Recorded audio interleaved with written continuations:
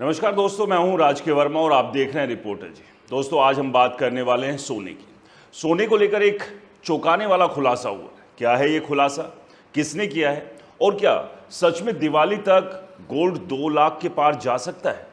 आज इसी मुद्दे पर बात करेंगे, इसलिए इस वीडियो को अंत तक जरूर देखिए क्योंकि बहुत सारे डाउट्स, बहुत सारी आशंकाएं आपकी आज इस वीडियो एक्सप्लेनर में क्लियर होने वाली। चलिए बगैर देरी किए शुरू करते हैं। और हाँ दोस्तों, वीडियो पसंद आए तो इसे लाइक कीजिए, शेयर कीजिए और आपके अपने चैनल को सब्सक्राइब और फॉलो करना तो बिल्कुल मत भूलिएगा। दोस्तों, अगर आपको लगता है कि गोल्ड अब अपने पीक पर पहुंचकर थक चुका है तो अगले 6 महीने आपकी ये सोच पूरी तरह बदल सकती है, क्योंकि इस वक्त दुनिया के सबसे ताकतवर सेंट्रल बैंक चुपचाप ऐसा खेल खेल रहे हैं जिसने बड़े बड़े इन्वेस्टर्स की नींद उड़ा दी।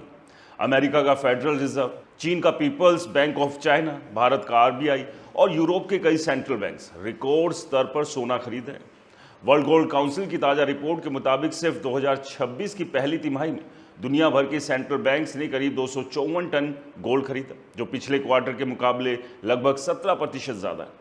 रिपोर्ट के अनुसार पोलैंड ने करीब 31 टन गोल्ड खरीदा, उज्बेकिस्तान ने 25 टन, जबकि चाइना लगातार 5वें महीने अपना गोल्ड रिजर्व बढ़ाता रहा। और सबसे चौंकाने वाली बात यह है कि दुनिया की इकोनॉमी चलाने वाले ये बड़े बैंक अब डॉलर से ज़्यादा भरोसा गोल्ड पर दिखा रहे हैं, यानी पर्दे के पीछे बहुत कुछ बड़ा पक रहा है।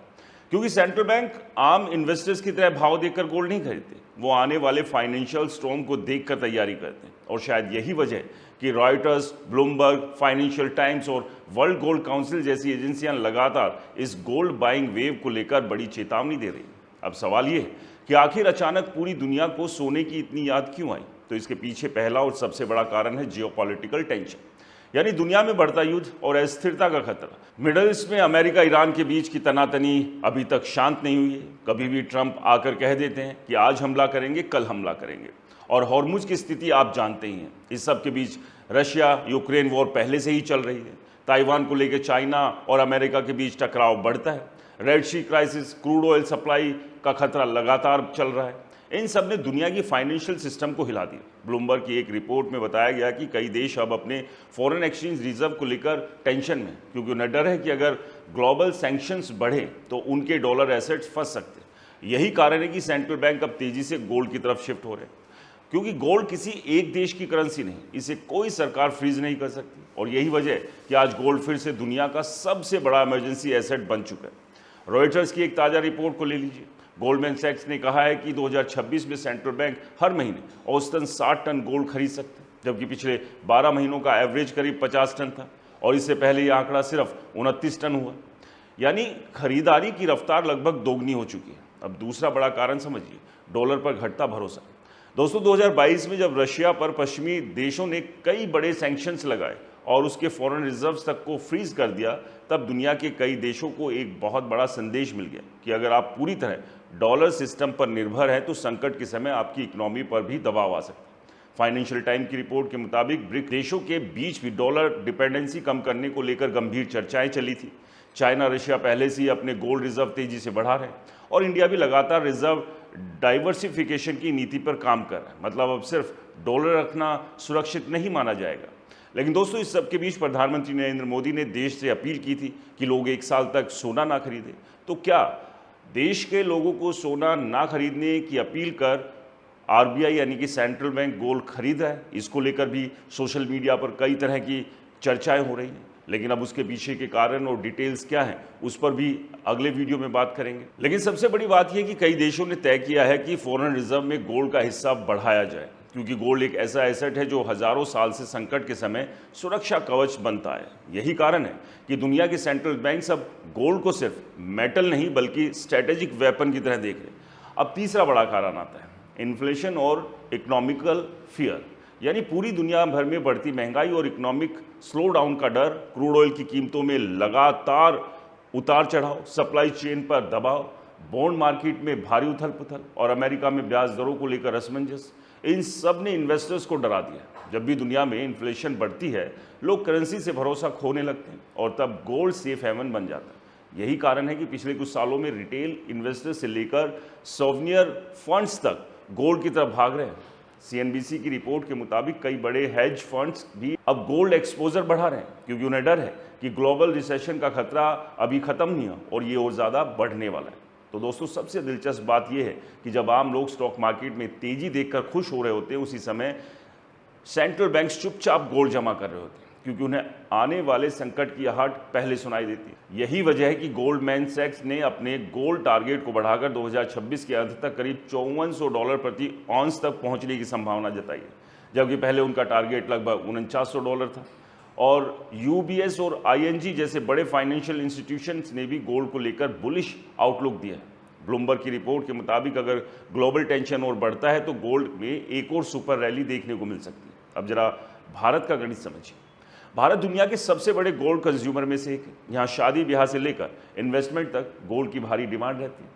अगर इंटरनेशनल मार्केट में गोल्ड तेजी पकड़ता है और साथ में रुपया कमज़ोर होता है, जो कि अभी स्थिति बनी हुई है, तो भारतीय बाजार में सोने के दाम और तेज़ी से बढ़ सकते हैं। यानी अगर दुनिया में फाइनेंशियल फियर बढ़ा, क्रूड महंगा हो ही चुका है और डॉलर मजबूत हुआ, तो भारत में गोल्ड नए रिकॉर्ड बना सकता है। यही वजह है कि एनालिस्ट अब कह रहे हैं कि आने वाले महीनों में गोल्ड सिर्फ ज्वेलरी नहीं बल्कि फाइनेंशियल इंश्योरेंस बन सकता है। लेकिन दोस्तों, कहानी का दूसरा पहलू भी है, क्योंकि गोल्ड हमेशा सीधी लाइन में नहीं बढ़ता। अगर अचानक स्टॉक मार्केट क्रैश हुआ या इन्वेस्टर्स को कैश की ज़रूरत पड़ी, तो वो प्रॉफिट बुकिंग के लिए गोल्ड भी बेच सकते हैं, और ऐसा पहले हुआ है। और तब कुछ समय के लिए गोल्ड में तेज गिरावट भी आ सकती है। गोल्डमैन सैक्स ने खुद इन्वेस्टर्स को अलर्ट कर रहने की सलाह दी है। यानी शॉर्ट टर्म में वॉलेटिलिटी बहुत खतरनाक हो सकती है, लेकिन लॉन्ग टर्म में दुनिया का भरोसा लगातार गोल्ड की तरफ बढ़ रहा है। और शायद यही वजह है कि आज दुनिया के सबसे बड़े सेंट्रल बैंक्स अपनी तिजोरियां तेजी से सोने से भरे, क्योंकि उन्हें डर है कि आने वाले समय में ग्लोबल इकोनॉमी में ऐसा भूचाल आ सकता है जो डॉलर सिस्टम से लेकर स्टॉक मार्केट तक सब कुछ हिला सकता है। और अब सबसे बड़ा सवाल, अगर दुनिया के सबसे ताकतवर बैंक गोल्ड खरीद रहे हैं, तो क्या आने वाले महीनों में आम लोगों के लिए भी गोल्ड सबसे बड़ा सेफ इन्वेस्टमेंट बनने वाला है? क्या इस दिवाली तक गोल्ड सच में इतना महंगा हो सकता है कि आम आदमी के लिए सोना खरीदना मुश्किल हो जाए, या फिर ये पूरी रैली सिर्फ डर और अफवाहों का बबल है जो कभी भी फूट सकता है? क्योंकि इस वक्त दुनिया का गोल्ड मार्केट दो बिल्कुल अलग अलग डायरेक्शन में भागता दिखाई दे रहा है। एक तरफ दुनिया के सबसे बड़े सेंट्रल बैंक्स रिकॉर्ड स्तर पर गोल्ड खरीद रहे हैं, दूसरी तरफ मार्केट में अचानक तेज गिरावट और प्रॉफिट बुकिंग भी देखने को मिल रही है। यानी ऊपर से सब कुछ चमकदार दिख रहा है, लेकिन अंदर बहुत बड़ा डर छिपा हुआ है। और यही वजह है कि अब गोल्डमैन सैक्स से लेकर यूबीएस और ब्लूमबर्ग तक लगातार गोल्ड को लेकर चेतावनी और बड़े टारगेट दोनों दे रहे हैं। दोस्तों जरा समझिए, गोल्ड सिर्फ ज्वेलरी नहीं है, ये पूरी दुनिया की फियर मीटर है। जब दुनिया डरती है, गोल्ड भागता है, और जब दुनिया को भरोसा लौटता है, तो गोल्ड कमज़ोर पड़ता है। यही वजह है कि अभी मार्केट में सबसे ज़्यादा नज़र अमेरिका के फेडरल रिजर्व पर है, क्योंकि अगर यूएस फेड ब्याज दरें लंबे समय तक ऊंची रखता है, तो गोल्ड के लिए मुश्किलें बढ़ सकती हैं। दरअसल गोल्ड खुद कोई ब्याज नहीं देता, इसलिए जब बॉन्ड यील्ड बढ़ती है तो इन्वेस्टर पैसा गोल्ड से निकाल कर बॉन्ड में डालने लगते हैं। पिछले कुछ महीनों में यही सब देखने को मिला। यूएस 10 ईयर ट्रेजरी यील्ड कई बार 4.5% के आसपास पहुंची, और जैसे ही बॉन्ड मार्केट मजबूत हुआ, गोल्ड में अचानक प्रॉफिट बुकिंग शुरू हो गई। सीएनबीसी और रॉयटर दोनों ने अपनी रिपोर्ट में बताया है कि हाई इंटरेस्ट रेट की वजह से शॉर्ट टर्म में गोल्ड पर दबाव बना हुआ है। लेकिन दोस्तों, कहानी यहीं ख़त्म नहीं होती, क्योंकि उसी समय दूसरी तरफ सेंट्रल बैंक्स लगातार गोल्ड खरीदते हैं। यानी दुनिया के बड़े खिलाड़ी अभी भी लॉन्ग टर्म में गोल्ड पर दाव लगा रहे हैं। रॉयटर्स की रिपोर्ट के ही मुताबिक गोल्डमैन सैक्स ने कहा है कि अगर जियोपॉलिटिकल टेंशन और सेंट्रल बैंक बाइंग ऐसे ही चलती रही, तो 2026 के अंत तक गोल्ड करीब $5400 प्रति ऑन्स तक जा सकता है। अब जरा इसका भारतीय बाजार पर असर समझिए। अगर इंटरनेशनल मार्केट में गोल्ड $5400 तक जाता है और साथ में डॉलर मजबूत होता है, तो भारत में गोल्ड की कीमत बहुत तेजी से बढ़ सकती है, क्योंकि भारत अपनी ज़रूरत का ज़्यादातर गोल्ड इंपोर्ट करता है। यानी रुपए कमज़ोर हुआ, इंपोर्ट कॉस्ट बढ़ी, और ऊपर से ग्लोबल गोल्ड रैली जारी रही, तो भारत में सोना नए रिकॉर्ड बना सकता है। कई एनालिस्ट का मानना है कि अगर यही ट्रेंड जारी रहा, तो दिवाली 2026 तक भारत में 10 ग्राम गोल्ड की कीमत नए ऐतिहासिक स्तर छू सकती है। कुछ एक्सपर्ट्स 2 लाख प्रति 10 ग्राम के स्तर की चर्चा भी कर रहे हैं। हालांकि ये पूरी तरह मार्केट कंडीशन पर निर्भर करेगा, लेकिन डर यही खत्म नहीं होता, क्योंकि गोल्ड मार्केट में सबसे बड़ा खतरा अब लिक्विडिटी शॉक बन गया है। मतलब अगर अचानक ग्लोबल स्टॉक मार्केट क्रैश हुआ या दुनिया में फाइनेंशियल पैनिक बढ़ गया, तो बड़े हेज फंड्स और इंस्टीट्यूशंस इन्वेस्टर्स कैश जुटाने के लिए गोल्ड भी बेच सकते हैं, और यही वो मोमेंट होगा जब गोल्ड अचानक तेजी से गिर भी सकता है। याद कीजिए 2008 का फाइनेंशियल क्राइसिस, उस समय शुरुआती पैनिक में गोल्ड भी गिरा क्योंकि इन्वेस्टर्स को कैश चाहिए था, लेकिन बाद में वही गोल्ड सबसे बड़ा सेफ हेवन भी बन गया। यानी शॉर्ट टर्म और लॉन्ग टर्म की कहानी अलग अलग। एक और रिपोर्ट के मुताबिक अगर यूएस इकोनॉमी में रिसेशन आया और फेड में इंटरेस्ट रेट कट शुरू करता है तो गोल्ड में अगली बड़ी रैली देखने को मिल सकती है। यूबीएस ने भी अपनी रिपोर्ट में कहा है कि सेंट्रल बैंक डिमांड और जियोपॉलिटिकल फियर आने वाले समय में गोल्ड को सपोर्ट दे सकता है। दोस्तों, अभी सबसे बड़ा डर मिडल ईस्ट क्राइसिस को लेकर ही है। अगर ईरान, इजराइल, अमेरिका तनाव और ज़्यादा बढ़ा, रेड सी शिपिंग और ज़्यादा प्रभावित हुई या क्रूड ऑयल और ज़्यादा महंगा हो गया जो ऑलरेडी है, तो दुनिया भर में इन्फ्लेशन दोबारा तेज़ी पकड़ सकती है और हालात अभी बन गए। हमारे देश में ही पेट्रोल, डीजल और सीएनजी के दाम बढ़ा दिए गए, जिसका असर जाहिर सी बात है ट्रांसपोर्टेशन पर पड़ेगा। ट्रांसपोर्टेशन पर पड़ेगा तो उसका असर बाकी सारी चीज़ों पर भी पड़ने वाला है, यानी खाने पीने या बाकी सारी चीज़ें महंगी होने वाली, यानी मंदी का एक बड़ा दौर सामने है। महंगाई लगातार बढ़ रही है और ऐसे में गोल्ड की सिचुएशन भी काफ़ी कंफ्यूजिंग है, क्योंकि हमने देखा है कि जब युद्ध शुरू हुआ था तब सभी को लगा था गोल्ड तेज़ी से भागेगा, लेकिन ऐसा नहीं हो क्योंकि लोगों ने प्रॉफिट बुकिंग की।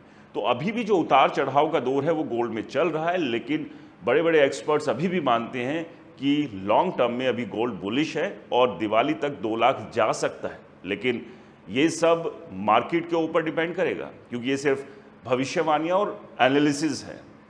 गोल्ड अब अपने हिसाब से मूव कर रहा है, वो किसी की डायरेक्शन के हिसाब से आगे नहीं बढ़ रहा। तो इसलिए ध्यान रखिए, क्योंकि एक छोटी सी भी खबर मार्केट को ट्रिगर कर रही है और एक छोटी सी खबर मार्केट को गिरा भी रही है।